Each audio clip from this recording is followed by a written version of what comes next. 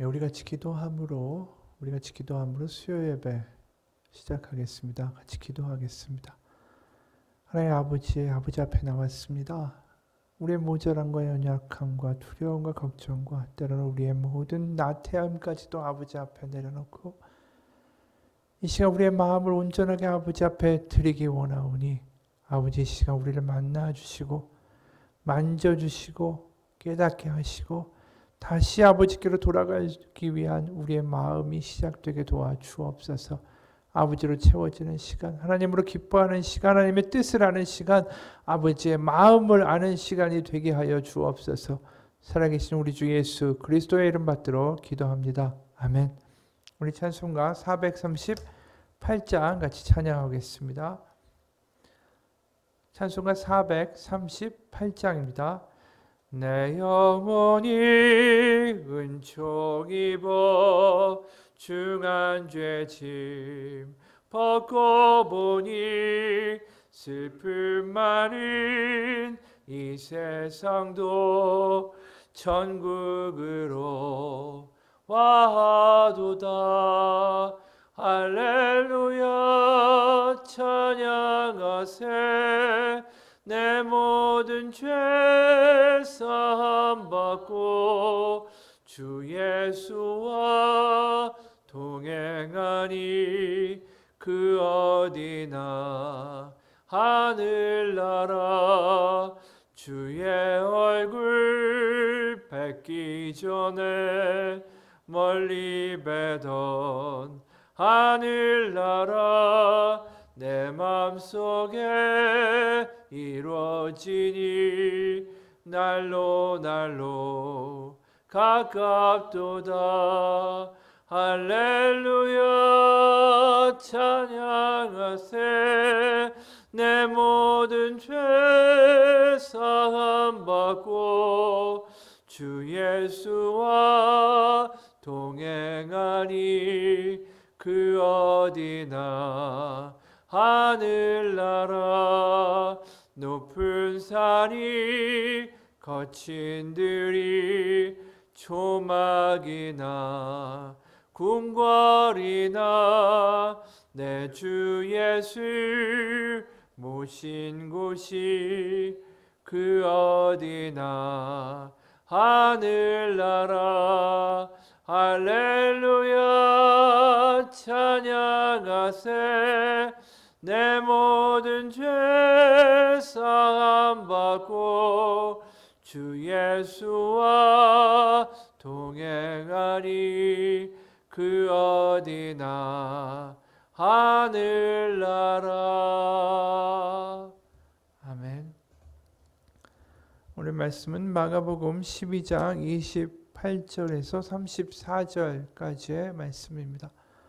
마가복음 12장 28절에서 34절까지의 말씀, 하나님의 말씀을 제가 봉독합니다. 12장 28절에서 34절입니다.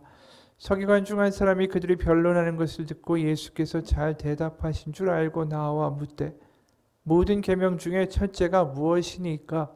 예수께서 대답하시되 첫째는 이것이니 이스라엘아 들으라. 주 곧 우리 하나님은 유일한 주시라.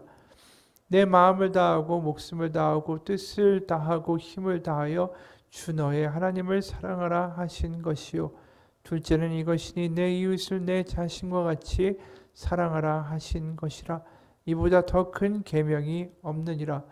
서기관이 이르되 선생님이여 옳소이다. 하나님은 한 분이시요 그 외에 다른 이가 없다 하신 말씀이 참이니이다.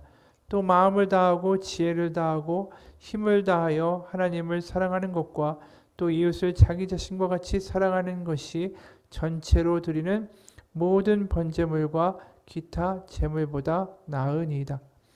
예수께서 그가 지혜 있게 대답함을 보시고 이르시되 내가 하나님의 나라에서 멀지 않도다 하시니 그 후에 감히 묻는 자가 없더라.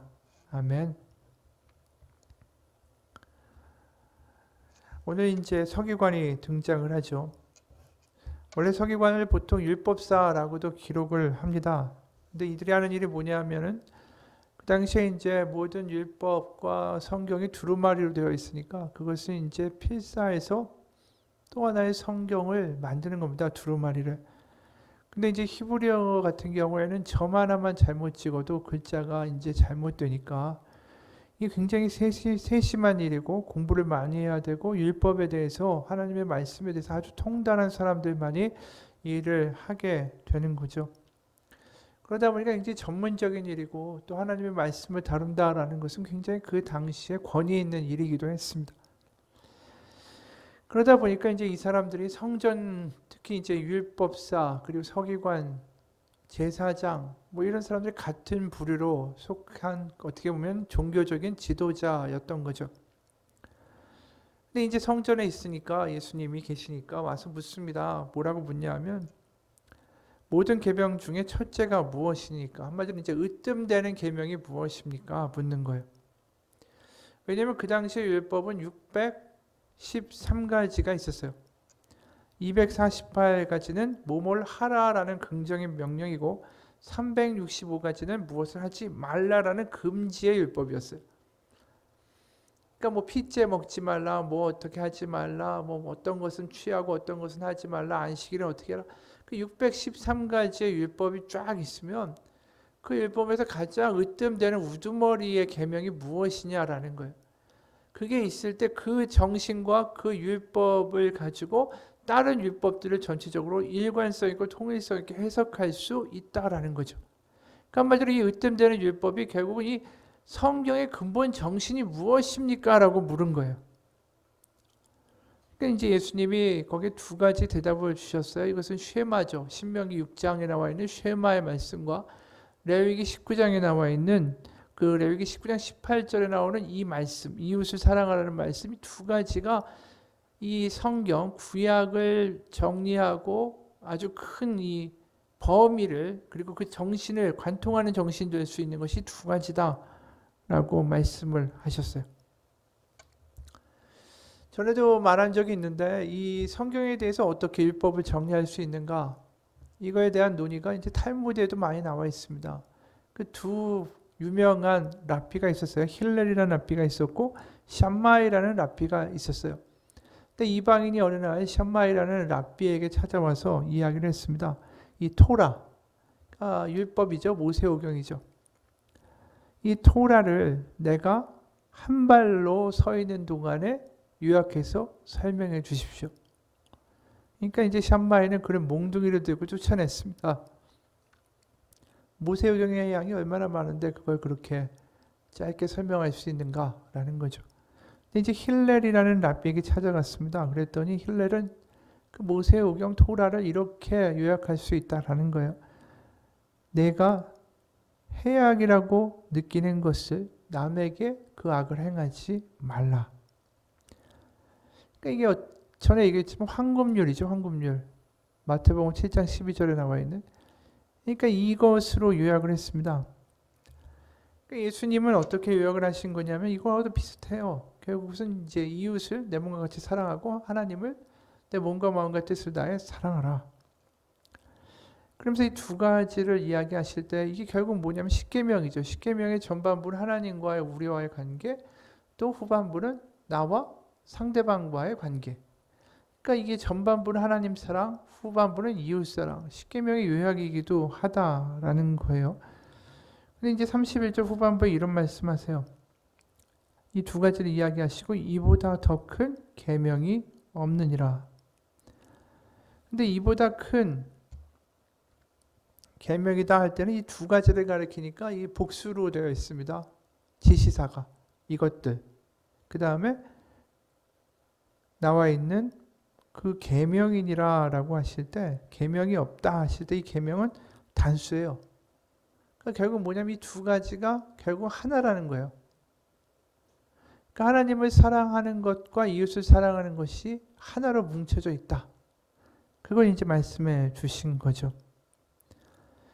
결국 이게 어떤 의미일까 생각해보면 분명한 건 뭐냐면 하나님을 사랑하는 백성을 이 땅 가운데 만들기 원하셨죠. 그리고 또 하나님의 사랑을 받아들이는 백성을 만들기 원하셨어요. 그게 에덴 동산에서 하나님이 아담과 하와를 만들고 그들과 같이 거니시고 그들이 생육하고 번성하여 하나님을 알고 하나님을 사랑하는 인격적인 관계의 하나님의 자녀들을 그 땅 가운데 만들어내고 번성케 하기 원하셨는데 그게 아담과 하와의 원죄 선악과를 먹음으로 포기되고 실패되었죠. 그걸 다시 아브라함을 택하셔서 하나님의 백성을 만드시고 그들을 가나안이라는 곳에 보내셔서 하나님의 율법에 따라 하나님을 즐거워하는 백성으로 하나님의 통치로 말미암아 거기에 버려지고 소외되고 굶주리고 낙담한 자 없이 그들을 돌보며 하나님의 뜻대로 살아가는 하나님의 백성과 나라를 만들기 원하셨어요. 그게 율법의 목적 아닙니까? 그러니까 결국은 이 목적이 어디로 흘러가냐면 하나님의 자녀들을 만드는 거예요. 결국 율법은. 그러니까 하나님을 사랑하는 자들이 그 사랑을 가지고 하나님 말씀대로 살아가는 공동체를 만들기 원하신 거죠. 그게 지금 교회까지 이어지는 것이고 이것이 결국 천국에 들어간 하나님의 자녀들이라는 거죠. 그러니까 결국 그것이 목표인 두 개가 하나인 하나님의 강령이라는 거예요. 그렇기 때문에 하나님의 말씀을 따라 살면 어떤 일이 벌어집니까? 하나님을 사랑하는 이들의 공동체가 만들어져야 되는 거죠. 그러니까 이 두 계명이 합쳐지면 하나님의 말씀대로 살며 하나님의 뜻대로 행하는 그런 공동체가 자연스럽게 만들어지는 거예요. 하나님을 사랑하니까 그 말씀을 따를 수밖에 없고 그 말씀을 따르다 보면 이웃에게 퍼져나가는 하나님의 마음이 그대로 드러나게 되고 그러면 그 사람들이 결국 모여가지고 하나가 되는 거죠. 하나님의 사랑으로.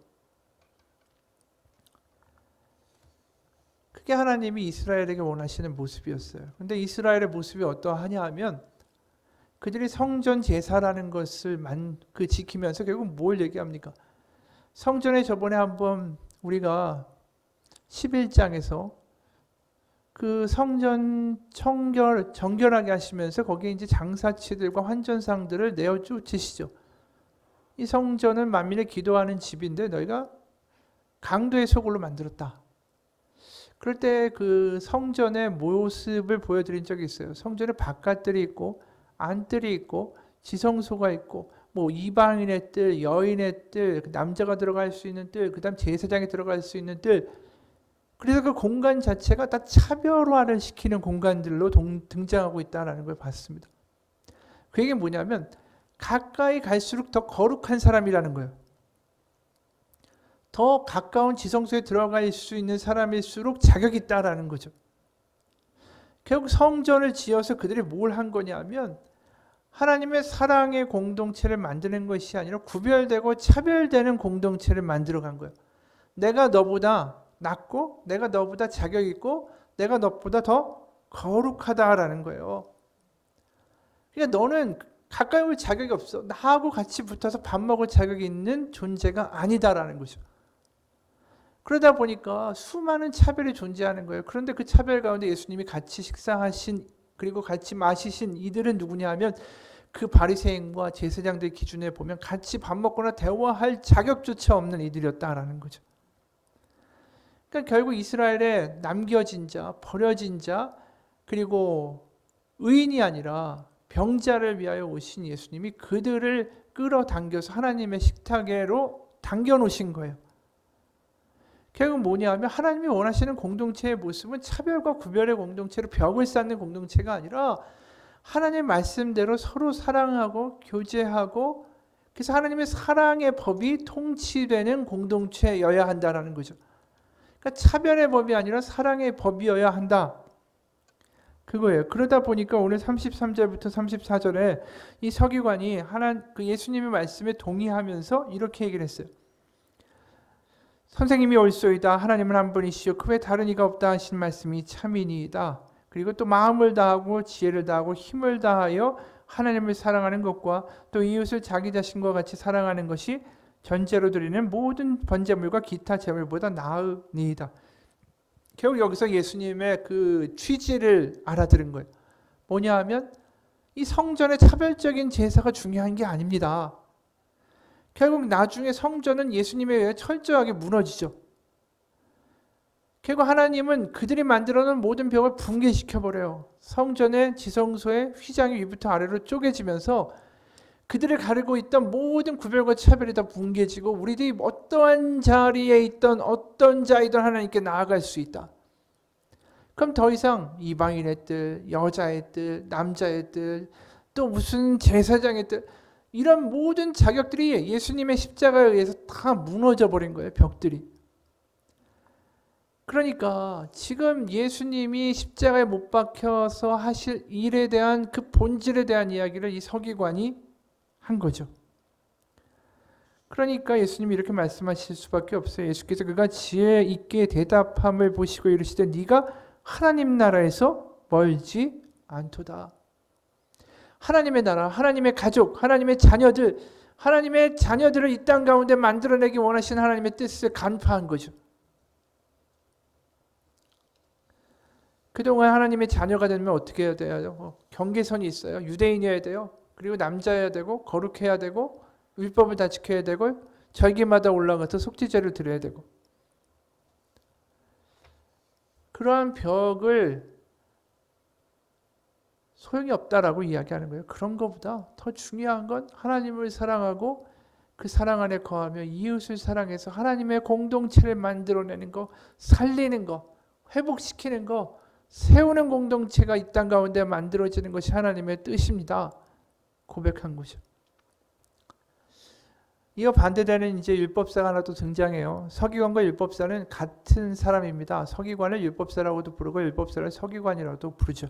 누가복음 10장 25절을 보면 그 이하에 사마리아인의 비유가 나와요. 여기에 똑같이 율법의 핵심이 무엇이라 말씀하시냐 하면 우리가 누가복음 10장 25절부터 37절까지 한번 같이 보겠습니다. 누가복음 10장 25절에서 37절까지의 말씀입니다. 누가복음 10장 25절 어떤 율법 교사가 일어나 예수를 시험하여 이르되 선생님 내가 무엇을 하여 영생을 얻으리이까? 이 접근법은 달랐습니다.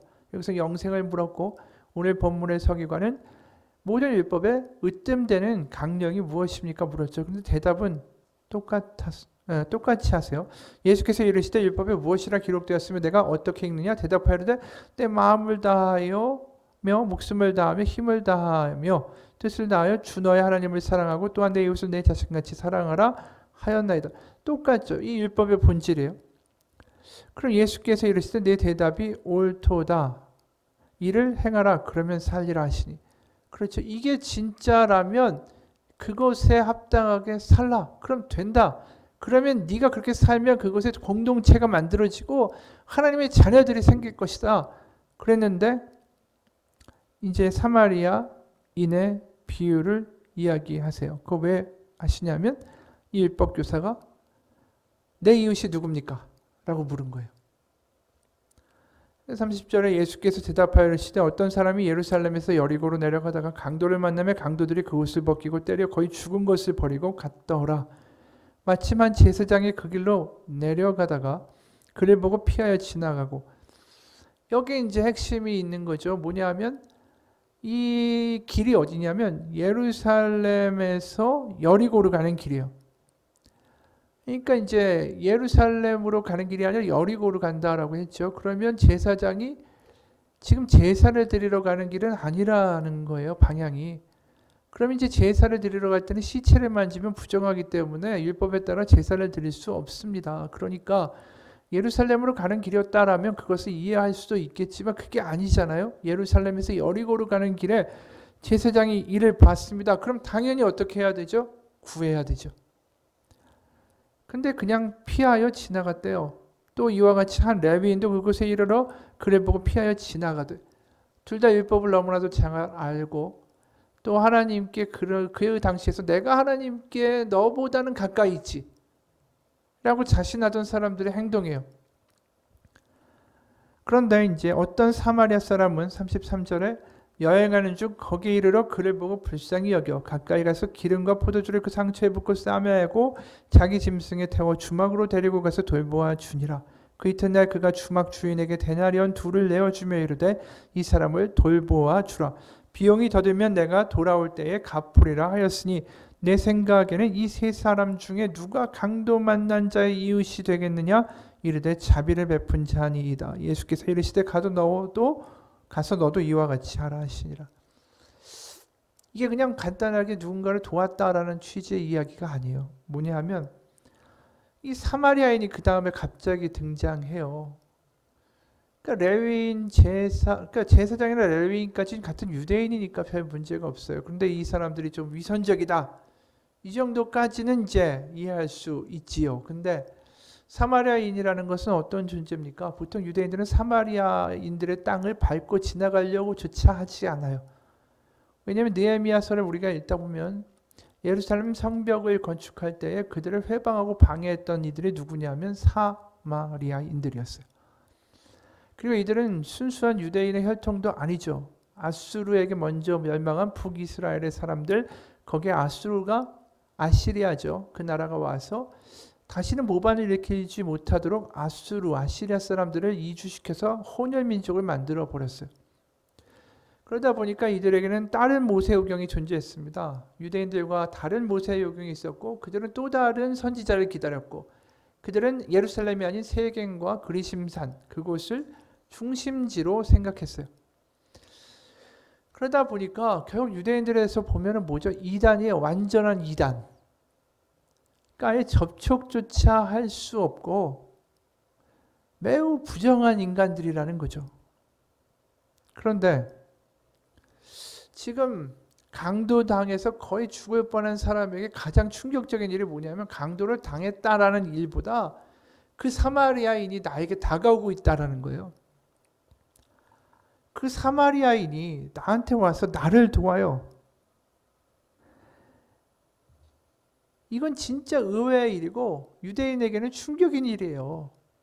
왜냐하면 자신들의 유대인들이 사마리아인들을 얼마나 차별하게 살았는지, 그들을 얼마큼 무시하며 살았는지 그 유대인도 당연히 알죠. 그리고 사마리아인도 얼마나 무시당하면서 관시당하면서 핍박받으면서 살았어요. 그 역시 유대인을 원수같이 여길 수 있다라는 거죠. 그런데 그가 다가와서 자기를 돕는 것, 그것 자체가 이 이야기에서 가장 큰 충격이에요.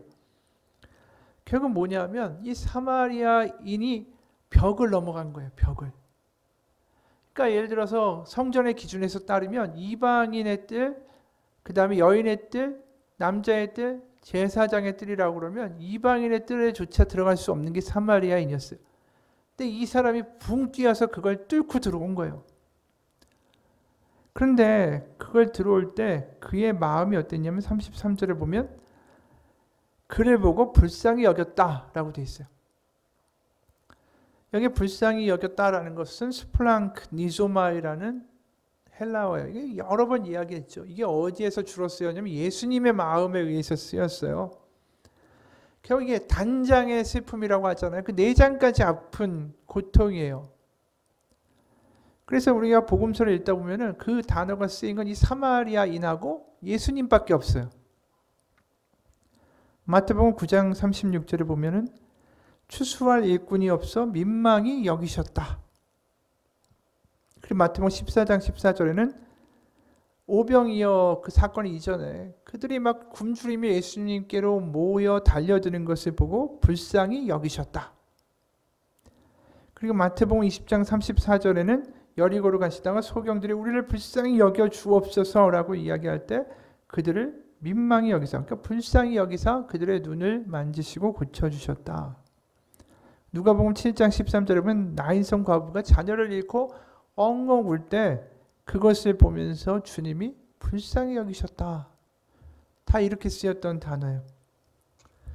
이 사마리아인이 누구의 마음을 느끼고 있는 거냐면 하나님의 마음을 느끼고 있는 거죠. 결국 이제 하나님이 하나님을 사랑하고 이웃을 사랑하는 그 근본적인 모든 것에는 하나님의 마음과 하나님의 우리를 향한 뜻이 그거라는 거예요. 하여튼간 이 사마리아인이 원수 같은 그 사람에 대하여 나아갈 때 하나님의 마음이 그 가운데 있었기 때문에 그를 도와서 기름과 포도주로 상처를 안정시키고 그 다음에 썩지 않게 하고 여관비도 내놓고, 그러니까 이게 40일치를 머물 수 있는 여관비였어요. 그걸 내놓고 갔다라는 거예요. 그러니까 이 사마리아인의 가장 큰 비유의 본질은 뭐냐면 벽을 깨부쉈다라는 거예요. 성결하다, 부정하다, 내가 너보다 더 자격 있다라는 모든 그 당시의 개념을 다 부수어버린 비유예요. 그러다 보니까 지금 37절에 이런 대답이 나올 수밖에 없는 거예요. 예수님이 이렇게 물어보시는 거예요. 내 생각에는 이 세상에 누가 강도 만난 자의 이웃이 되겠느냐? 그럼 답은 뭐라고 얘기해야 될까요? 이르되 사마리아인입니다. 이렇게 대답해야 되잖아요. 근데 차마 그렇게 이야기하고 싶은 것은 아니라는 거예요. 이 율법사가 마음이 내키지 않아요. 사마리아인이라는 말은 차마 하고 싶지도 않은 거예요. 그러니까 자비를 베푼 자니이다. 이렇게 얘기한 거예요. 그러니까 그들에게는 사마리아인이라는 존재가 사랑과의 관계, 사랑할 수 있고 사랑받을 수 있고 그의 사랑을 받을 만한, 그러니까 어떻게 보면 그가 자격이 있어야 나를 사랑할 수 있는데 거지같이 아무 존재도 아닌 게 나를 사랑한다. 그리고 그 사랑이 나를 살린다. 라는 게 모욕인 거예요. 그야말로 성전의 제사를 가지고 모든 것들을 정해 있었고 율법을 가지고 차별하고 벽을 쌓았던 모든 이들에게 그들은 하나님에 나아갈 수 있는 자격이 있는 사람, 아닌 사람을 나눈 거고 나하고 대화할 만한 자격이 있는 사람, 나하고 같이 어울릴 수 있을 만한 사람, 아닌 사람을 다 구별하고 살았다라는 거죠. 결국 하나님의 뜻은 뭐냐면 네 마음속에 있는 구별이 결국 그게 가장 큰 하나님을 슬프게 하고 하나님을 맞게 하는 거라는 거예요. 그러니까 거꾸로 말하면 하나님을 우리가 정말로 믿게 되고 하나님을 알게 되고 하나님이 어떤 분인지 경험하게 되면 될수록 결국 뭐냐면 우리가 가지고 있는 울타리가 무너져야 돼요. 그러니까 내가 구별하고 내가 차별하고 내가 뭔가 이렇게 나누어 놓던 그 벽을 넘어서는 것, 그럴 때 하나님의 역사가 일어나는 거예요. 그러니까 우리가 계속 보잖아요. 아브라함이 어딜 떠나죠? 본토 친척 아버지의 집이라는 자기의 울타리를 벗어나요. 그러고 나서 하나님의 역사가 그곳에서 있게 되죠. 뭐죠? 하나님의 나라, 하나님의 백성, 하나님의 자녀들을 만드는 일을 그렇게 하게 되는 거죠. 그리고 우리 새벽기도 얘기도 했지만 마태복음의 28장에 뭐라고 되어 있어요? 너희는 가서 제자를 삼고 세례를 주고 가르쳐 주라고 그러잖아요. 분바에 지키게 하라고. 여기에도 가라는 거예요. 가라는 얘기는 뭐죠? 우리가 가지고 있는 안전한 바운더리와 경계와 습관과 내가 어울릴 만한 자격과 나의 개념과 나의 이런 것들 넘어가야 된다라는 거예요. 왜냐하면 하나님의 사랑이 그렇기 때문에. 이 이야기를 좀 쉽게 하면 하나님은 우리에게 자격을 말씀하신 하나님이 아니기 때문이라는 거예요. 그러니까 우리는 자격을 따지지만 정작 하나님은 자격을 따지지 않으세요. 그러니까 아브라함 보고도 가라고 하고 제자들 보고도 가라고 하고 사마리아인도 결국 자격을 따지지 않고 넘어간 거죠. 사실 자격을 가장 따지실 수 있는 분은 이 세상이 아니라 이 전체를 보게 되면 하나님밖에 없어요. 아니 뭐 제사장들이 자격을 따진다고 하지만 그건 인간적인 자격에 불과하죠. 자신들이 아무리 거룩해봤자 하나님에게만큼 거룩하겠어요? 예수님만큼 거룩하겠어요? 절대 거룩할 수 없어요. 큰 바다 앞에서 자기가 아무리 뭐 물을 500cc 가지고 나는 더 거룩해. 난 물 100cc니까 너보다 덜 거룩해. 그게 얼마나 웃긴 이야기예요. 바다 앞에서 무슨 그 뭐 500cc 1리터니 그게 뭐가 중요하겠어요. 바다 앞에 서면 아무것도 아닌데. 그러니까 자격을 따지실 분은 하나님이죠. 근데 하나님이 그 자격을 따지시지 않겠다라는 거예요. 결국 예수님이 이 땅 가운데 오신 단 하나의 분명한 메시지는 뭐냐면 너희에게 자격을 따지지 않아. 내가 너의 자격을 보고 따져서 너를 자녀로 선택할까 말까 한 것이 아니라 내가 너를 의롭다 여겨주고 너희를 자녀 삼았다라는 게 복음이에요. 결국 복음의 본질은 자격을 얘기하는 게 아니라 하나님이 주신 선물을 이야기하는 거예요. 그렇기 때문에 이 세상에서 우리가 하나님의 복음이라는 것에 대해서 잘 알고 경험할 수 있어야 돼요. 왜냐하면 세상에서는 모두 다 가치를 이야기하고 자격을 이야기하고 너의 존재 의미를 인정받기 위해서는 뭔가를 가지고 있어야 한다는 게 우리가 사는 세상의 본질이기 때문에 그래요. 그러니까 유대 사회에서 네가 잘 살려면, 네가 인정받으려면 율법에 의거한 그 가치의 체계에서 네가 인정받고 그것을 준수해야 된다라는 이야기를 하는 거고, 이 세상에서 뭘 얘기하죠? 네가 인정받으려면 돈이나 학력이나 집이나 아파트나 좋은 차나 재산이나 이런 게 있어야 된다라고 세상은 이야기하죠. 그러니까 지금 결국 뭐냐면 지금 우리가 사는 세상이나 예수님 때의 율법과 성전 중심의 이런 피라미드 구조의 사회나 똑같다라는 거예요. 예를 들어서 우리가 어디에 들어가려고 하면 안 됩니다. 여기는 어떤 클럽 회원들만 들어오실 수 있는 데입니다. 그럼 그 클럽은 어떻게 들어가죠? 결국 다 돈이 있어야 되는 거예요. 아니면 사회적인 명성이 있던가. 신용카드도 마찬가지잖아요. 요새 신용카드 보면 뭐 VVIP 카드? 무슨 그건 가입하려면 뭐가 돼야 되고 재산이 얼마 되고 월급이 얼마 다 잘라내요. 그게 자본주의의 본질이고 그게 사회의 본질이라는 거예요. 그러다 보니까 세상에서 그냥 용납되고 세상에서 그냥 인정받는다라는 것 자체가 상상할 수가 없어요. 그러다 보니까 요즘 세상에 어떻습니까? 돈 없고 능력 없으면 이 사회가 그대로 그를 모멸감을 줘요. 무시합니다. 예를 들어 자기가 뭔가 문제가 생겨가지고 경제적인 것 때문에 어려워서 그 문제를 가지고 빚을 지게 되고 제때 못 갚고 그러다 보면 전화 수화기 너머로 울려오는 사람들의 목소리가 그렇게 밝은 목소리가 아니잖아요. 그렇죠? 그러니까 그러면서 드는 생각이 뭐냐면 사람들이 야 나도 성공해서 돈 많아져서 나도 복수하리라. 나도 떵떵거리고 살리라. 그게 세상의 이야기잖아요. 그런데 이 이야기가 그대로 적용된 게 신천지예요. 우리가 신천지 하면 이게 무슨 성경 공부 데려가서 그 성경에 관심 있는 애들이 이야기가 딱딱 맞으니까 신천지가 이게 성경을 진짜 기가 막히게 푸니까 이게 진짜인가 보다 이렇게 세뇌당했다. 우리는 이제 그렇게 받아들이죠. 근데 그 이면에는 또 다른 하나의 사실이 있어요. 뭐냐 하면 얼마 전에 기사가 제목이 이거예요. 신천지에서는 안 예뻐도 다 인정받았다.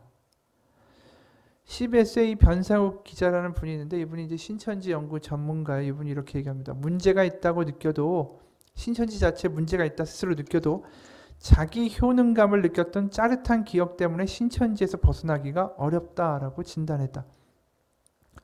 20대가 신천지에 빠지는 이유 중 하나로 짚었던 자기 효능감이라는 것이 바로 이것이다.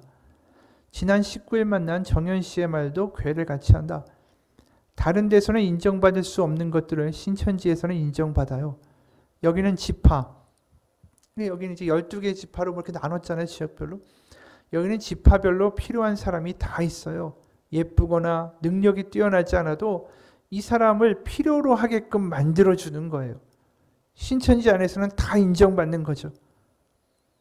앞서 이 변 대기자는 실패를 겪은 상태에서 나고자다, 분발해라 등의 소리를 들은 청년들은 대개 자존감이 크게 떨어져 있다.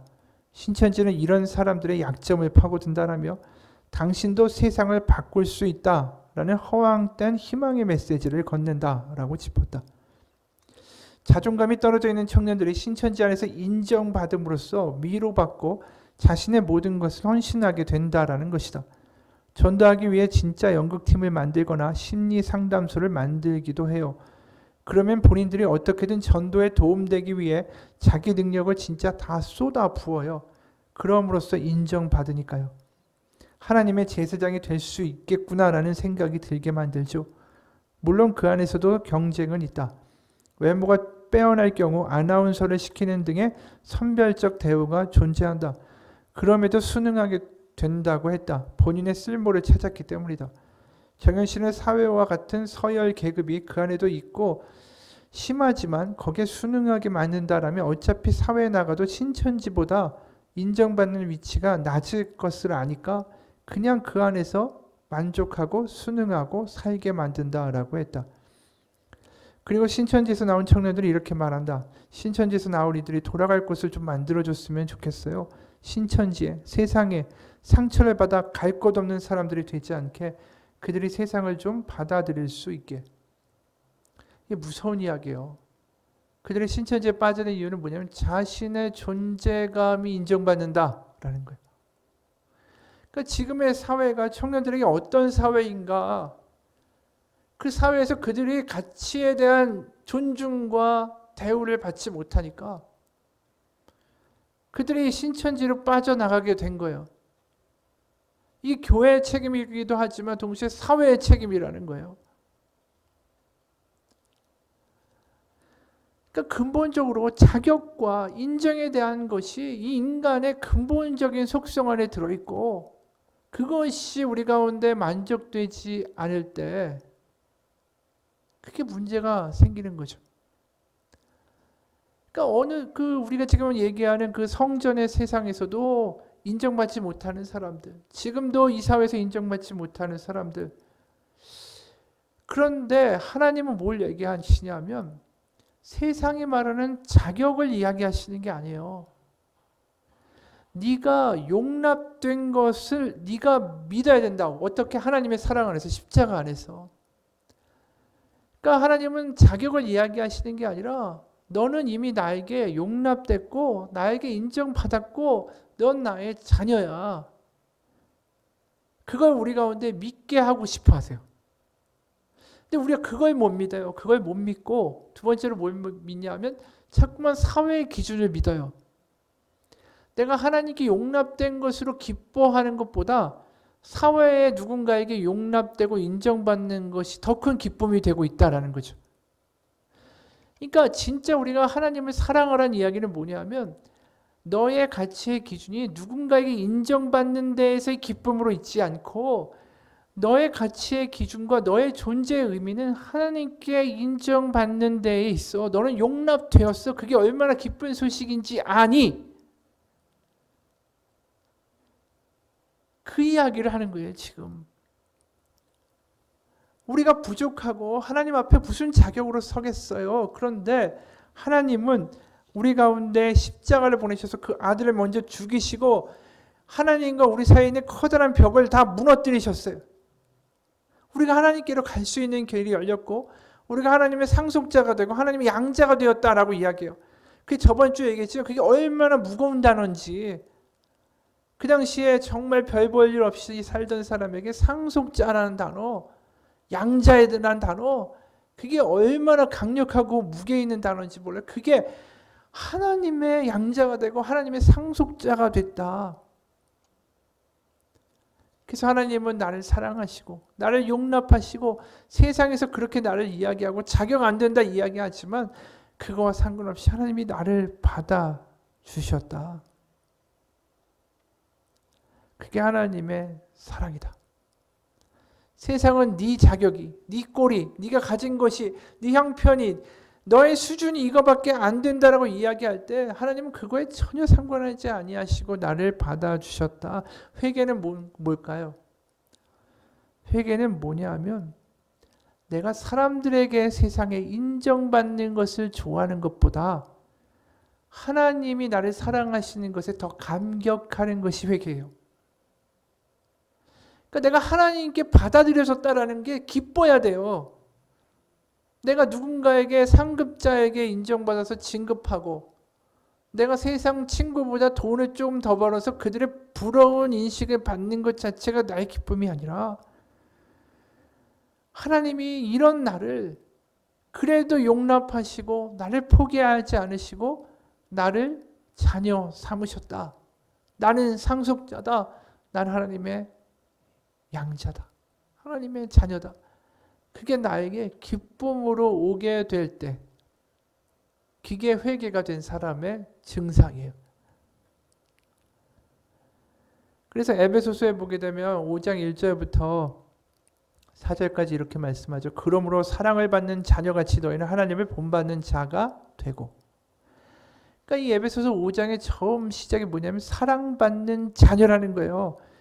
사랑받는 자녀라는 것 자체가 내 안에 믿어질 때 우린 더 이상 사람들의 인정, 세상의 인정, 세상의 자격 따위에 관심이 없어져요.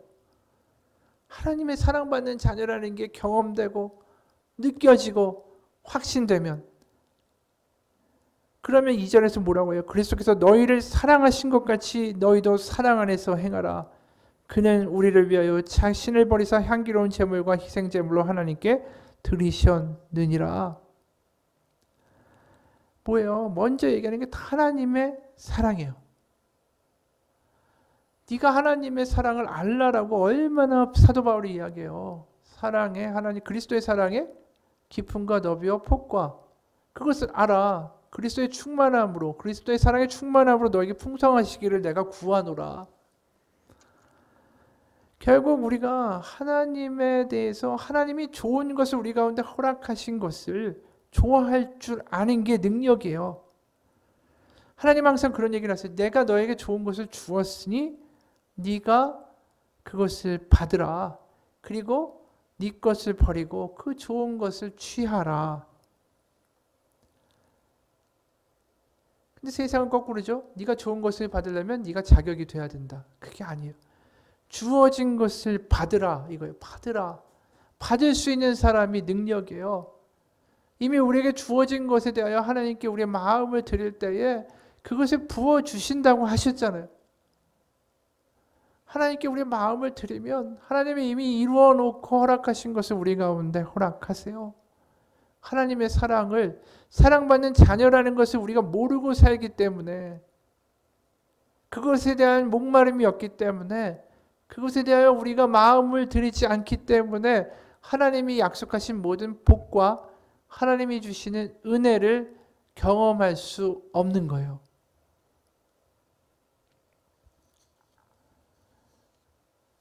요한복음 11장 1절부터 4절 보면 나사로를 살리시잖아요. 전에도 금요 기도에 얘기했었는데, 이제 나사로가 병들었으니까 누이들이 예수님께 사람을 보내죠. 그러고 11장 3절에 보면 이렇게 말씀합니다.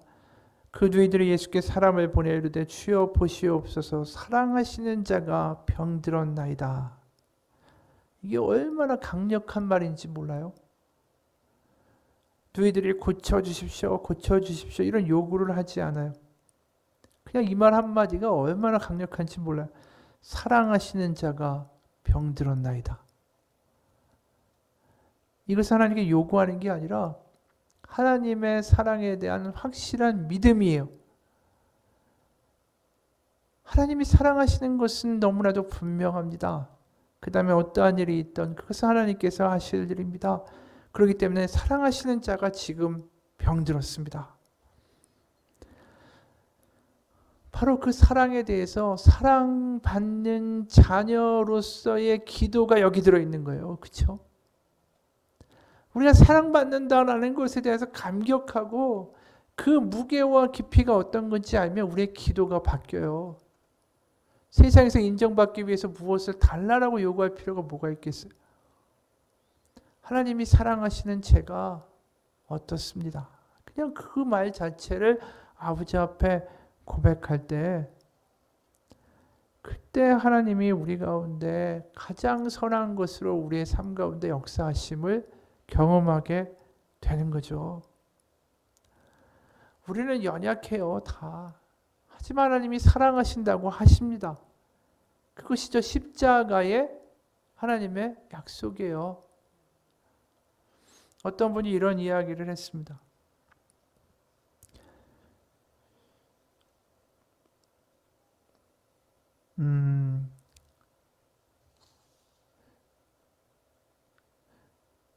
자신이 하나님 앞에 정말 용납될 만한 사람일까에 대하여 늘 어떻게 보면 그 갈등이 일었대요. 그래서 그 하나님 앞에서 아내와 연애할 때 이제 이야기를 이제 이 사람이 하는데 뭐라고 얘기하냐면, 아내와 연애할 때 가장 많은 다툼의 원인은 시간 문제였다. 아내는 신실한 사람이다. 한번 결정하면 변함이 없다. 반면에 다른 사람의 필요에 민감하지 못한 약점이 있다. 나는 다른 사람의 필요를 민감하게 알아내지만 틀린 것 보면 참지를 못한다. 우리의 연약함은 시간 문제에서 많이 부딪혔다. 나는 약속 시간을 정하면 비교적 잘 지키는 편이다. 시간이 지켜지지 않으면 스트레스를 많이 받는다. 보통 약속을 하면 먼저 가서 기다리는 사람은 항상 나다. 아내는 가끔 늦게 온다. 1시간을 기다릴 때도 있는데 그러면 아내 오기 전에 난 이미 삐져 있다. 아내가 도착하자마자 나는 화를 꾹 참고 물어본다. 왜 늦었어? 길 막혀서요. 간단하게 하는 대답에 나는 분을 터뜨리고 만다. 아니 그걸 말이라고 해? 길이 막힌 걸 보고 나보고 어떻게 하라는 거예요. 참고 기다린 나를 위로해 주기 바랬는데 아내는 그런 나를 이해하지 못했다. 사람은 누구나 연약하다. 그 연약함 때문에 서로 상처를 주기도 하고 아파하기도 한다.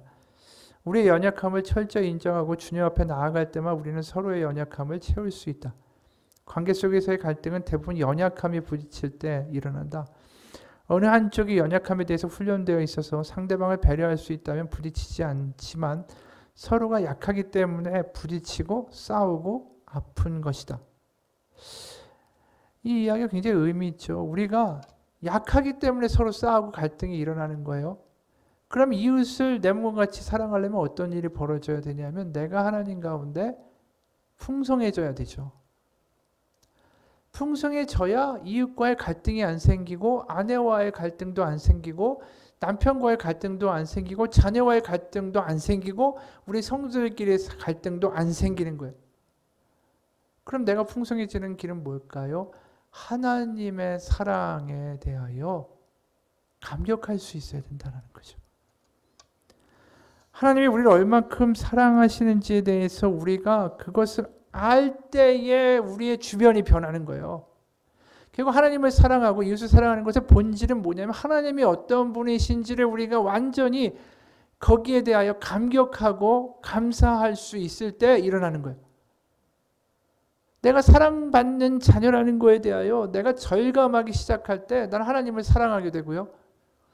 그러면 하나님이 나를 사랑하는 사랑 안에서 내가 남을 도와줄 수 있는 영적인 자유와 여유가 생기는 거예요.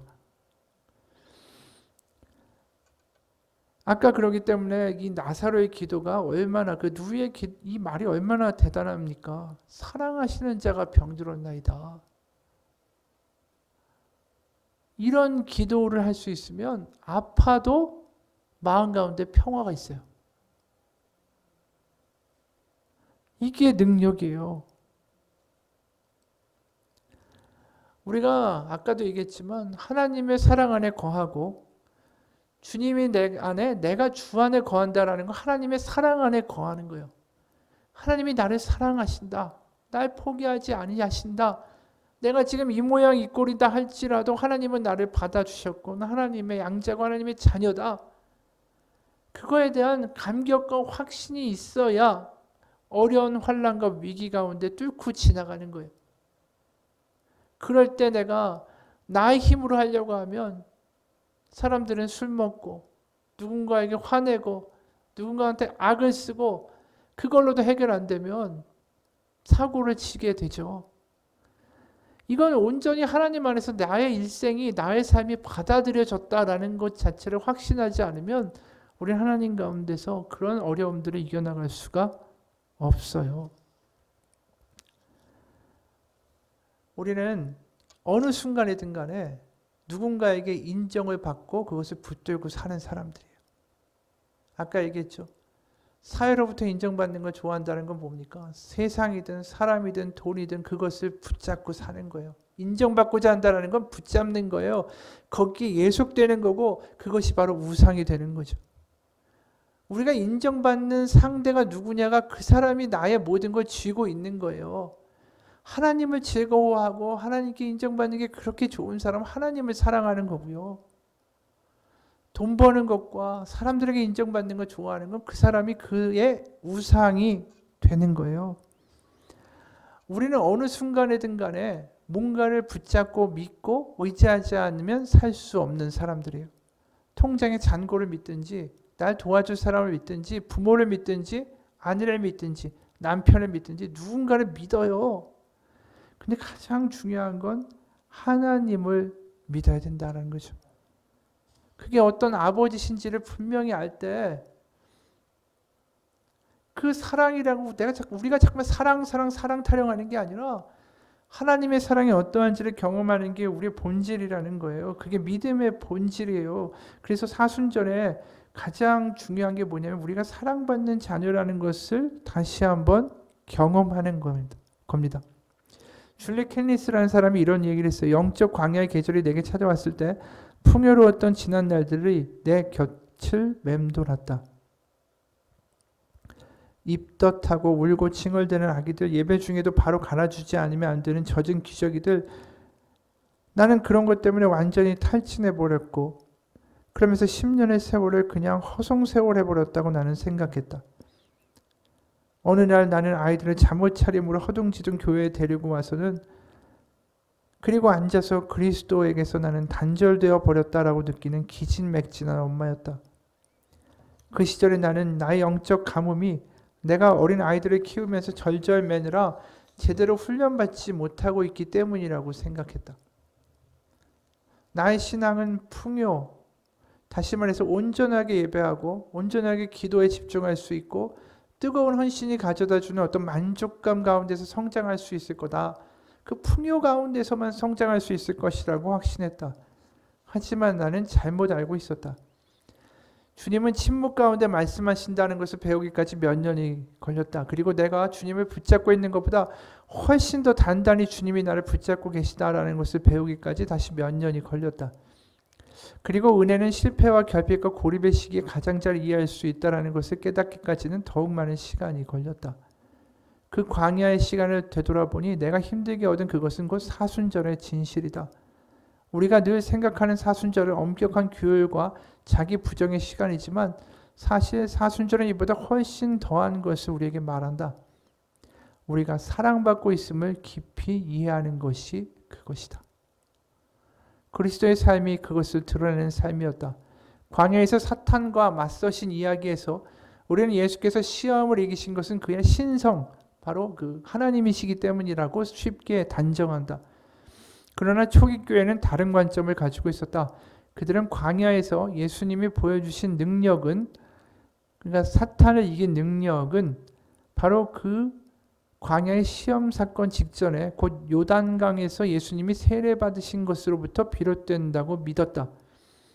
그리스도께서 사탄의 시험을 이겨내신 힘은 신성이라는 추상적인 힘에 있었다기보다는 하늘을 여시고 이는 내 사랑하는 아들이라고 말씀하신 아버지의 사랑을 받고 있음을 느끼신 그 인격적인 경험에 있었다는 것이다. 그 사랑이 그 시험을 물리치신 능력의 비밀이었다. 동일한 사랑이 우리의 사순절에도 이어진다. 부활절 전에 이 메마른 기간에도 우리는 우리를 돌보시는 하나님의 채워주심을 마주한다. 그리고 하나님이 우리를 사랑하시고 우리를 아신다는 성경의 약속을 우리가 받아들일 때 우리는 뒤틀린 사랑을 바로잡게 된다. 이것이 내가 광야의 경험에서 받은 생명의 메시지다. 놀라운 이야기를 하는 거죠. 뭐냐면 예수님이 마귀에게 그 시험 받기 전에 세례를 받으실 때 그게 어떤 신성을 가지고, 결국 그 신성을 가지고 마귀의 시험을 이기신 것이 아니라 바로 세례를 받으실 때, 예수님 안에는 신성과 인성이 같이 있죠. 하나님의 아들이면서 동시에 참 사람, 참 인간이면서 참 하나님이시다. 이게 예수님이시죠. 그러니까 결국은 그 인간으로서의 삶에 사시는 그 인성 가운데에 들으신 바로 뭐냐 하면 너는 내 사랑하는 아들이다. 하나님의 사랑에 대한 풍성함이 그 가운데 있기 때문에, 하나님의 사랑을 아는 그 만족함이 있기 때문에 그 시험을 이기셨다라는 거예요. 우리가 고나고 힘들고 때로 너무나도 바빠서 때로는 하나님 가운데 제대로 훈련 못 받고 기도 잘 못할 때 있다 할지라도 분명한 걸 우리가 알아야 돼요. 하나님이 나를 사랑하신다. 삶의 아주 짧은 순간이라도 하나님이 나를 사랑하셔. 하나님이 나를 포기하지 않으셔. 그게 내 안에 믿어지면 그 사람은 절대 실패자가 아니에요. 내가 정말 풍성하고 여유롭고, 전에도 이야기했죠. 새벽 기도에 무슨 새가 지적이고 아름다운 수도원에서 기도하는 생활이 기도가 아니라는 거예요. 예수님의 기도 생활은 광야였고 어둠이었고, 그 가운데 예수님이 기도를 꾸준하게 해나가실 수 있었던 이유는 뭐냐면, 너는 내 사랑하는 아들이다. 너는 내 사랑하는 딸이다. 그게 우리 가운데에 채워지고, 그게 내 마음에 진짜 들릴 때 그 사람이 정말로 능력자예요. 무슨 학위를 가지고, 무슨 재산을 가지고, 무슨 집에 살고, 무슨 차를 끄느냐가 중요한 게 아니라, 하나님이 너는 내 사랑하는 딸이야. 너는 내 사랑하는 아들이야. 이게 나의 마음 가운데 울리는 사람. 그 감격을 가지고 사는 사람은 절대로 이 땅에 거지로 살지 않습니다. 그리고 남에게 줄 수 있는 사람이 되고, 남의 연약함 때문에 내가 화나지 않아요. 내가 연약하면 그의 연약함이 나에게 상처처럼 오고 찌르기 때문에 나도 분으로 반응하지만, 그의 연약함이 나에게 시험거리로 오지 않고 나는 그 사람을 긍휼하게 바라보게 됩니다. 왜냐하면 내가 하나님의 사랑을 받고 있는데, 이렇게 하나님이 나를 사랑하시고 나의 머리털까지 세시고 나의 기도를 들으시고 나의 미래를 다 알고 계시고 나를 위해 선한 계획을 갖고 계시다는 게 믿어지면, 그 사람은 왜 하나님의 사랑을 알지 못할까? 왜 하나님의 사랑을 알지 못하 저렇게 허덕거리며 저렇게 거지같이 저렇게 안타깝게 살아갈까? 그를 향한 긍휼함이 생기는 거예요. 내가 약하면 그런 긍휼함이 나오지 않아요. 내가 하나님을 정말로 알 때만 가능한 거예요. 미국에서 구역장을 하는 분이 이런 간증을 했어요. 내가 훌륭해서일까? 사람들은 구역원을 위해서 얼마큼 기도해야 되냐고 늘 질문을 한다. 새벽 기도를 해야 되냐? 금식 기도를 해야 되냐? 그러면 난 이렇게 대답한다. 구역원의 이름만 나오면 기도 제목이 줄줄 나올 때까지 기도해야 된다라고 대답한다. 나는 기대하면서 기도하고 기도하면서 기대하게 된다. 설사 기도가 이루어지지 않아도 구역원들은 내가 얼만큼 기도했는지 나의 눈을 보면 알게 된다. 그리고 그들은 도리어 나를 위로한다. 더 큰 것을 주실 거라고, 아니면 아직 하나님의 때가 아닐지도 모른다라고 말해준다. 사실 영주권 문제나 돌파구가 없는 문제를 안고 있는 집들이 너무나도 많다. 이들은 자신의 기도 제목도 내놓지 못한다. 안 될까봐, 아니면 혹시 자신의 비밀이 탄로날까 봐서 염려한다. 또 다른 문제를 가진 이들도 있다. 가령 기도해 줄 사람이 나보다 더 큰 연봉과 더 큰 집을 얻게 해달라고 기도를 부탁한다면, 또 집세를 내게 해달라고 기도하는 구역원이 있는데, 한 반대편에서는 명품을 말하고 자랑하는 이들의 기도 제목을 이루기 위해서 같이 기도하자고 얘기해야 된다면, 이런 구역 운영은 사실 쉽지 않을 수 있다. 하다 보면 답답하기도 하고 시기심이 들기도 한다. 하지만 나는 늘 그들에게 기쁨을 보여줘야 된다라고 말한다. 내가 정말 기뻐하는 사람이 될 때 그 사이에 그들을 향한 질투심과 그들을 향한 한심한 마음이 사라지는 것이 느껴진다. 여러분도 경험해 보길 원한다. 기쁨 가운데, 기대한 가운데 기도하는 것을 말이다. 이게 뭘 이야기하냐면, 하나님의 사랑받는 자녀로서 기도하는 거예요. 내가 저 사람을 자꾸만 질투하고 시기하고 비교하는 마음은 어디서 올까요? 내가 하나님의 사랑받는 자녀임에 대하여 감격하지 못하기 때문이에요. 그게 떨어지면 남을 비판하게 돼 있고요. 남을 질투하게 돼 있고요. 남을 시기하게 돼 있고요. 남이 해주는 호의에 대해서 기분 나쁘게 되어 있어요. 왜냐하면 내가 하나님 가운데 기뻐할 수 없기 때문에.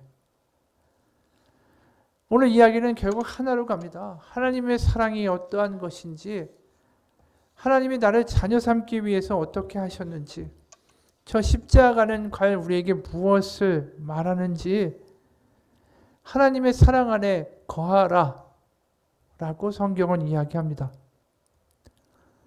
그래서 내가 하나님 가운데 변하면 변할수록 주변을 변화시킬 수 있는 사람이 되는 거예요. 하나님께 감격하면 감격할수록 주변 사람들을 변화시킬 수 있는 능력이 나로부터 흘러나갑니다. 내가 하나님과 가까우면 가까울수록 내 집이 변하고요. 내 교회가 변하고 내 일터가 변하게 돼 있어요. 사람들은 거꾸로 이야기하죠. 내가 이 아이만 변하면요. 이거 일이 좀 잘 되면요. 이게 좀 어떻게 해결되면요. 하나님 더 제가 뭘 하겠습니다.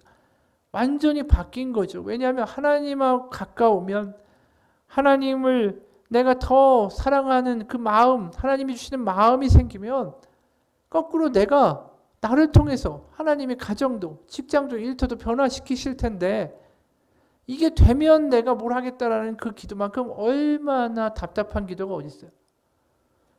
모든 건 그거예요. 하나님이 나를 사랑하신다라는 것을 믿고 감격하고 그래서 또 하나님 앞에 새벽에 나와 하나님을 사랑하고 하나님 앞에 하나님 제가 하나님 앞에 하나님 사랑 안에 거하며 오늘 하루를 이겨내기 원합니다.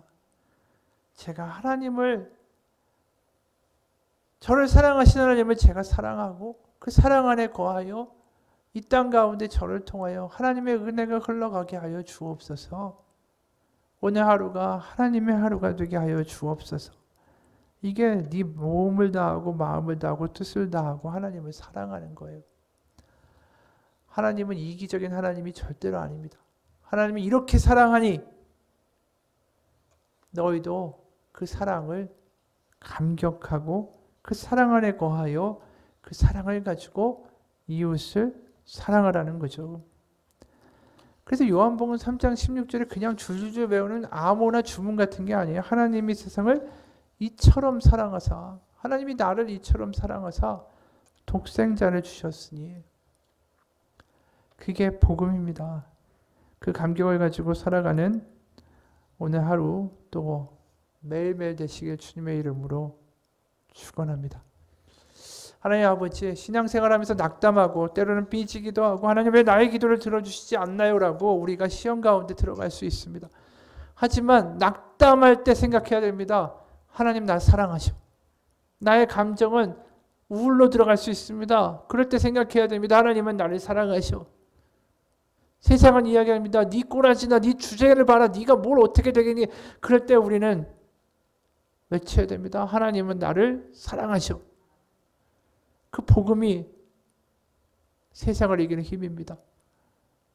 감정과 상황과 나의 판단과 나의 뜻을 믿지 말고 하나님이 하신 사랑을 믿고 그래서 나의 마음과 몸과 뜻과 판단과 생각과 결정과 감정까지 다 하나님의 드릴 때에 하나님 그곳에 오셔서 우리를 만족해 하시고 우리 삶 가운데 살아계시고 나의 머리털까지 세시고 나의 모든 상황을 아시고 나의 모든 눈물도 아시고 나의 모든 한탄도 아시는 하나님께서 그 모든 것들을 하나님의 능력의 손 가운데 해결하실 것을 믿습니다. 우리의 기도는 오직 이것입니다. 하나님이 사랑하시는 자가 아픕니다. 하나님이 사랑하시는 자가 통곡합니다. 하나님이 사랑하시는 자가 이렇게 힘이 드네요. 그 고백이 하나님의 사랑을 믿고 하는 그 고백의 기도가 우리 아버지의 마음을 감동케 하고 그럴 때 그 아버지가 탕자를 맞으러 뛰어나오시는 것처럼 우리를 향하여 달려오신 하나님을 만나게 되는 기도가 될 거라고 믿습니다. 지금 어려운 시기에 같이 모이지도 못하는 이 교회에 사실 예배하지 못하는 이 아픔의 시기에 또 물질적으로 어렵고 여러 상황의 문제들 가운데에 하나님은 우리에게 분명하게 말씀하십니다. 내가 너를 사랑한다. 그 사랑을 네가 받으라. 그 사랑 안에서 담대하게 기도해 나가고 담대하게 기도하며 기대하며 나아가는 우리의 삶이 되게 하여 주옵소서.